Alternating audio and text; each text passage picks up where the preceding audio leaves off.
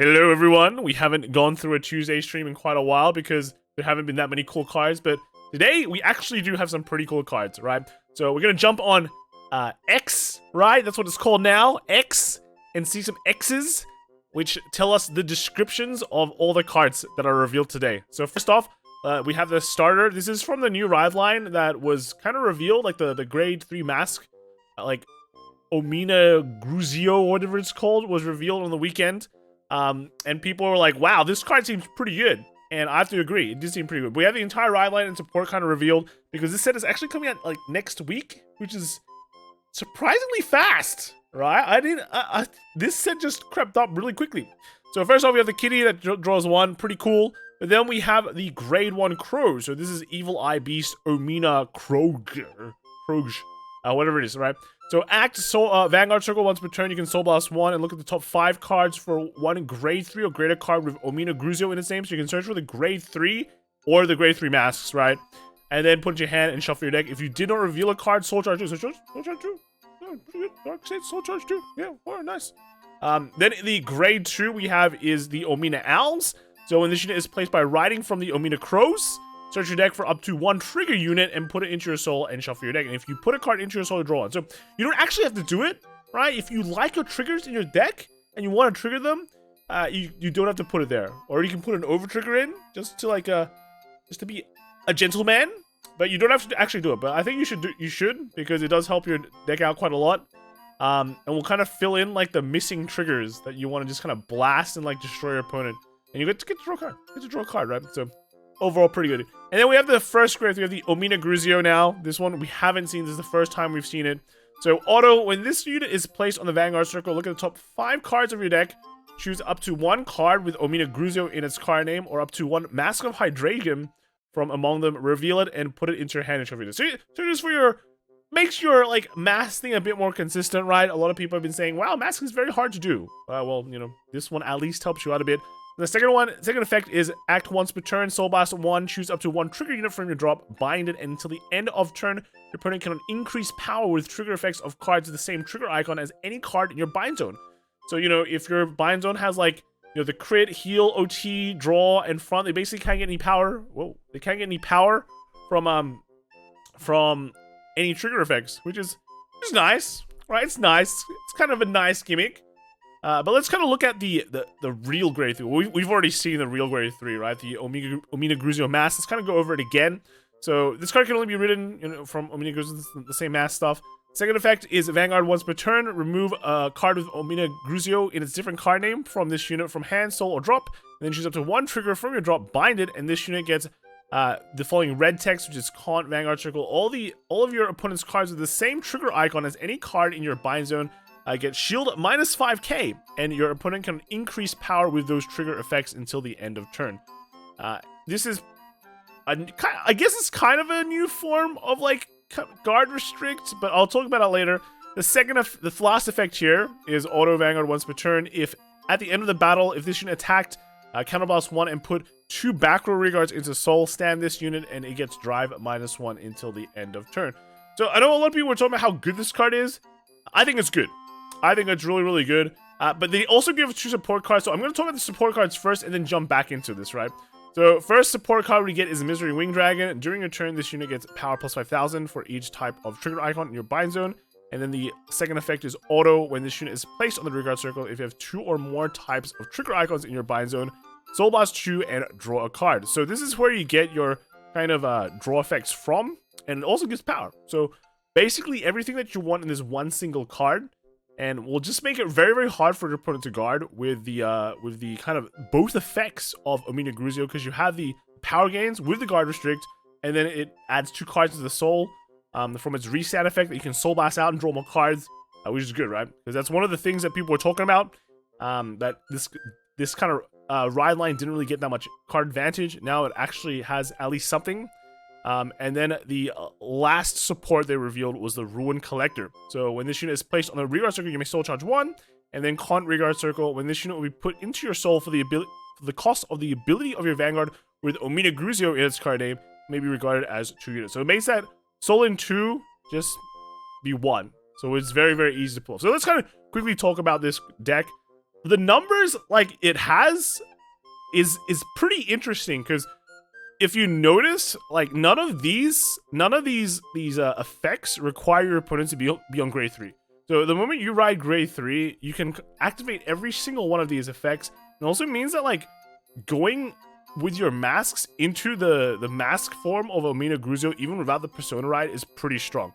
Because like if you look at the numbers, 13 with a booster is like plus 8 equals 21, and then with the first effect that you have here, right? The first Ominagruzio, you use this effect first, and then you do the Persona Ride. That means you get to look out 2 kind of triggers from your opponent's side of the field. So like, let's say you look at crit and heal, then suddenly like, what do they have to guard that is 15k? They basically have nothing. If they're running like the standard draws instead of fronts, then they basically only have maximum like 10k shields unless they have an overtrigger.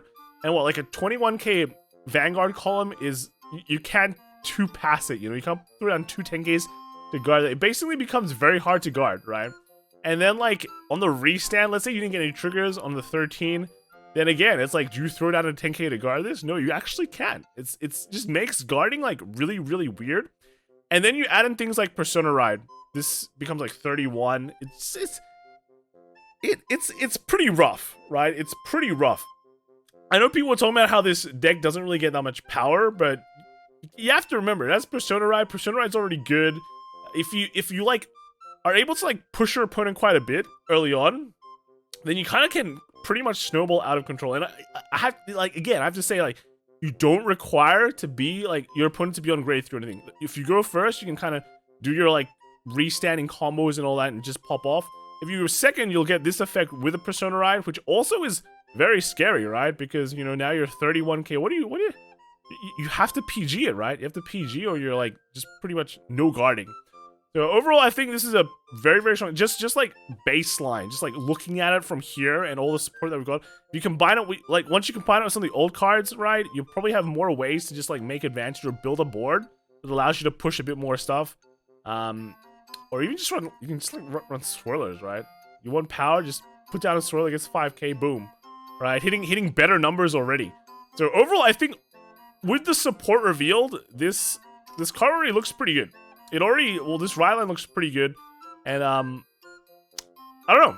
I think it'll be pretty interesting to see what the format will be like. It's definitely better than Jeweled Mask, I think. Jeweled Mask, way overrated, and probably one of the better Mask units, because it has that extra consistency, and it doesn't really, you don't really care if you go first or second, right? Because the Mask form is already good as is, right? If you don't get to Mask, then, well, tough luck. You're stuck on this dude, but this, I mean, like, if you're stuck on this dude, going first, for example, you get to, like, Soul Blast 1 and bind something. The next year, you get to Soul Blast 1 and bind something, and then Persona Ride into the Mask, right? Mask form, and then get, like, a triple, like, kind of max lock already. One of the things that means is that you probably do have to run, like, one front trigger or something like that, just so you can make sure to, like, lock out everything, every single possibility, which might add a bit of instability, right? You might have to cut down one crit or one draw. But otherwise, yeah, that's, I think it's still doable, right? Because you get to search out that one single one and like just bind it. So overall, pretty interesting ride line. It seems pretty cool. I hope it's not broken, or otherwise probably have some issues. But after this, we also have some new cards they revealed. We have Magnolia Masques, right? So I don't think a lot of people were expecting this, or maybe they were. I think they just spoilt it, right? Before the stream, they just spoilt it. But here's the effect. So we got the first, you know, grade 3 Magnolia ability. And then the second one is, during your turn, all your rearguards on the rearguard circle with a Dragon Tree marker can attack from the back row and get power plus 10k. So you kind of just want to put all the Dragon Trees in the back row. Dragon Tree markers give 5ks, and then this gives 10k. So they're pretty much like plus 15k as well, right? And then I think, you know, Magnolia also has one of those cards that'll make sure Persona Rides hit the back row as well. So they get plus 25. So your back row just becomes really, really strong, right?